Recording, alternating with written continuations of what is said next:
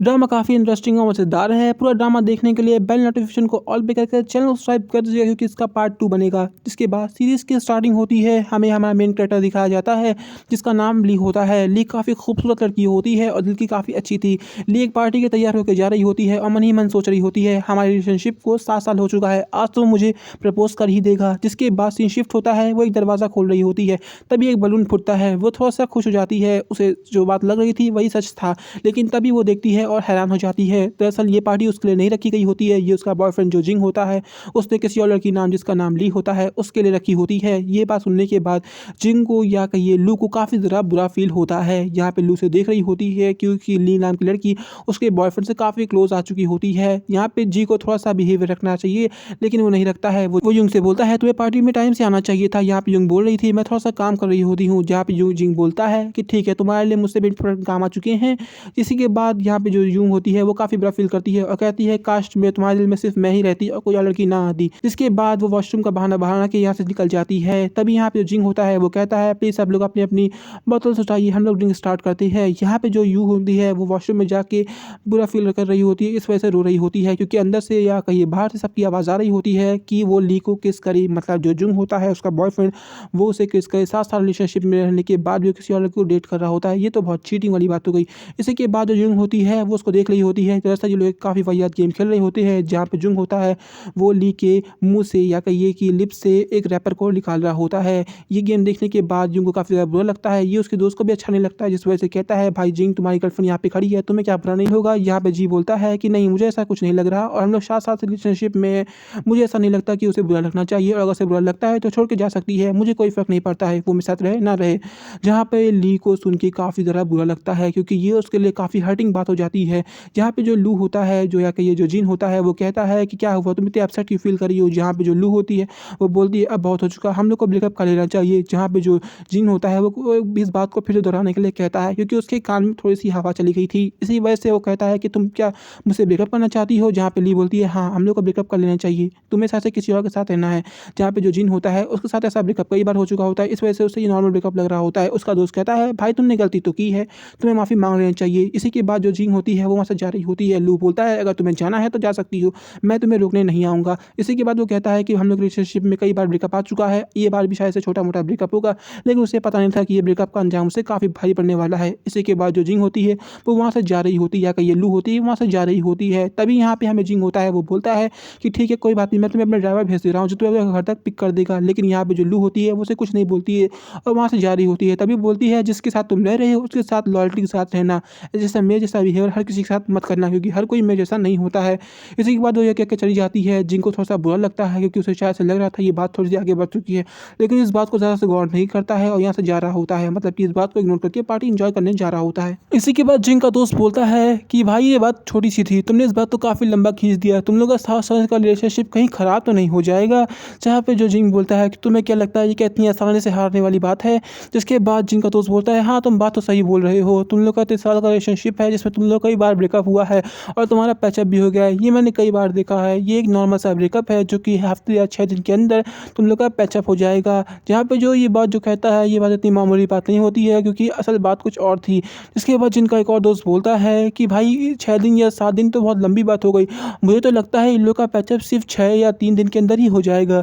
जहाँ पे जो जिन होता है वो कहता है कि तुमने ये बात मुझसे ही क्यों नहीं पूछ लेते हो, ये पैचअप होने में सिर्फ घंटे लगेंगे या कहिए 3 से 4 घंटे लगेंगे। इसी के बाद ये लोग हंसने लगते हैं और उसका मजाक उड़ाने लगते हैं। तभी यहाँ पे हमें उसकी फीमेल दोस्त दिखाई जाती है जो कहती है कि युंग तो काफ़ी ज़्यादा पुरानी लड़की है या कहिए कि उतनी अच्छी नहीं है, तुम्हारे लायक नहीं है, तुम्हें तो और भी लड़कियाँ मिल जाएंगी। और ये लोग पार्टी को एंजॉय करने लगते हैं। जिसके बाद ये लोग काफ़ी ज़्यादा ड्रिंक करते हैं और हमें यहाँ पे जिंग दिखाया जाता है जो कि अपने दोस्त के साथ घर पे जा रहा होता है।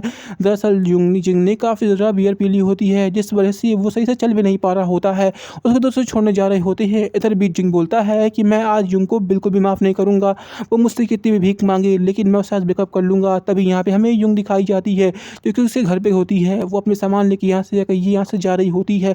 तभी हमें युंग दिखाया जाता है जो कि उसके सामने आके बोलता है अरे तुम यहाँ पे क्या कर रही हो, मुझे पता था कि तुम मुझसे भीख मांगोगी, चलो मैंने तुम्हें माफ़ किया, चलो अंदर जाओ और मेरे सारे काम पूरे करो। यहाँ पे युंग चुप होती है, उसके पास जाती है। युंग उसके पास जाने के बाद बोलती है कि देखो जो भी हो चुका वो हो चुका, अब हम लोग की ज़िंदगी अलग हो चुकी है।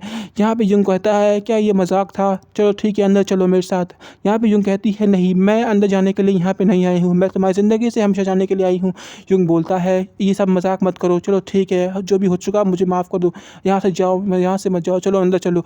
यहाँ पे युंग कुछ भी नहीं बोलती है और यहाँ से जा रही होती है। तभी जुंग को गुस्सा आ जाता है, वो कहता है कोई बात नहीं, तुम्हारी जैसी लड़कियाँ मुझे और भी मिल जाएंगी। और ये कहते कहते वहीं पर वो बेहोश हो जाता है। यहाँ पे युंग कुछ भी नहीं सुनती है और कुछ भी नहीं देखती है, वो बस ये सोचती है कि मुझे जीतने के लिए आज हारना पड़ेगा। इसी के बाद नेक्स्ट मॉर्निंग हमें जुंग को दिखाया जाता है जो कि अपने घर पे होता है। यहाँ पे उसकी असिस्टेंट होती है जो कि उसके लिए सूप बनाई हुई होती है। दरअसल उसके पेट में थोड़ी सी प्रॉब्लम रहती है जिस वजह से उसका पेट काफ़ी ज़्यादा दर्द करता है और वो हर चीज़ को नहीं खा पाता है। यहाँ पे सूप का टेस्ट काफ़ी ज़्यादा ख़राब होता है। जुंग बोलता है, ये सूप कितना घटिया है, आपने कैसा सूप बनाया है।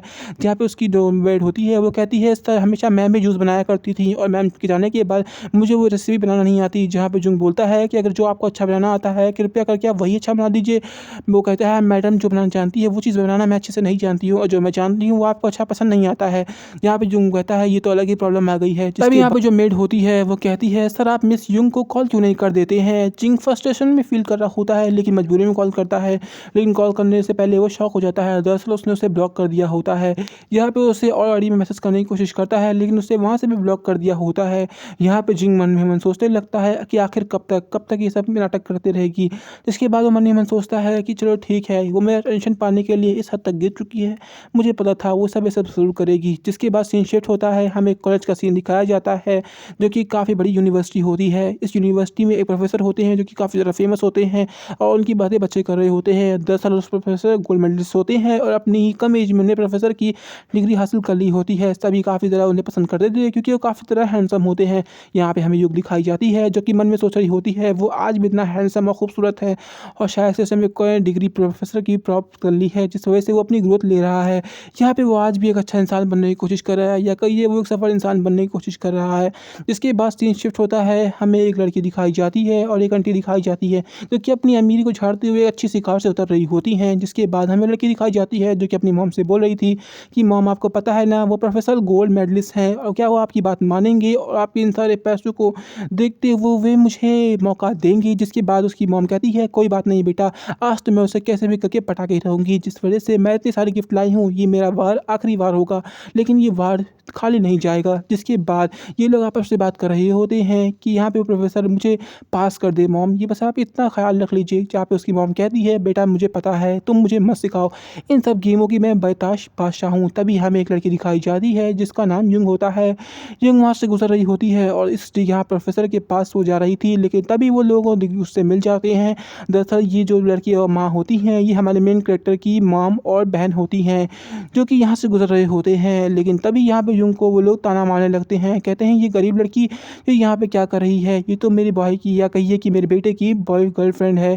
जहाँ पे लोग उसे फिर से ताना मारने लगते हैं हमेशा की तरह, देखो मैं तुम्हें जान रही हूँ कि तुम मेरे बेटे के पीछे पड़ी हुई हो लेकिन मैं तुम्हारी शादी उससे कभी नहीं करूँगी क्योंकि तुम काफ़ी ज़्यादा पुअर हो। यहाँ पे जो युंग होती है वो सिर्फ सब कुछ सुन रही होती है लेकिन तभी वो उनके पास आके बोलती है, देखिए आपके बेटे का मेरा ब्रेकअप हो चुका है, अब हमारे बीच में ऐसा कुछ भी नहीं बचा है। जिस वजह से आप तमीज़ के दायरे में रखिएगा क्योंकि हर बार मैं आपके बेटे की वजह से आपकी बातें सुन लिया करती थी लेकिन अब ये बात नहीं रह गई। जहाँ पे युंग की जो मॉम होती हैं वो बोलती हैं, कहीं जिंग की मॉम होती है वो बोलती हैं कि देखो आज जब बात है उससे बात की बात है लेकिन तुम मेरे बेटे के लिए मेड क्यों नहीं बन जाती हो, तुम मेरे बेटे का काम तो करती ही हो, तुम्हें पैसे भी मिलते ही रहेंगे। यहाँ पे युंग बोलती है, तो आप थोड़ा हद के दायरे में रहिए क्योंकि जो बात मैंने कही है इस बात को आप भूलेंगी तो आपके लिए भारी पड़ सकता है। ऐसी रूडली बात करके युंग यहाँ से जा रही होती है। तभी यहाँ पे जो उसकी मॉम होती हैं वो गुस्सा जाती हैं, कहती है इसको बात करने की तमीज़ नहीं है क्या, इसे ऐसे मुझसे बात करेगी, तुम्हें पता नहीं कि इसके पैसे की कितनी ज़रूरत पड़ती है और ये मेरे पैसों पे ही जीती है। जिसके बाद युंग सबको बिना सुने यहाँ पे जा रही होती है।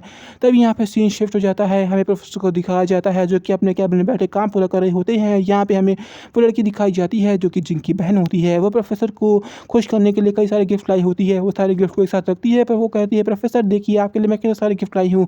तब प्रोफेसर कहते हैं, मैं तुम्हारे सारे इंटेंशन को समझ रहा हूँ, अगर तुम्हें पेपर क्लियर करना है तो तुम अपने दम पे क्लियर करो, क्या तुम्हें मुझसे रिश्वत दे के पेपर क्लियर कराना चाहती हो। जहाँ पे युंग कहती है कि नहीं। यहाँ पे मतलब उसकी जो बहन होती है वो कहती है, नहीं प्रोफेसर ऐसी कोई बात नहीं है, ये तो मैं अपनी खुशी से लाई हूँ। जहाँ प्रोफेसर कहते हैं, मुझे तुम्हारी सारी खुशी का मतलब पता है, तुम्हें जो भी क्लियर करना है तुम मुझे एग्ज़ाम क्लियर करने के बाद दिखाओ, समझी।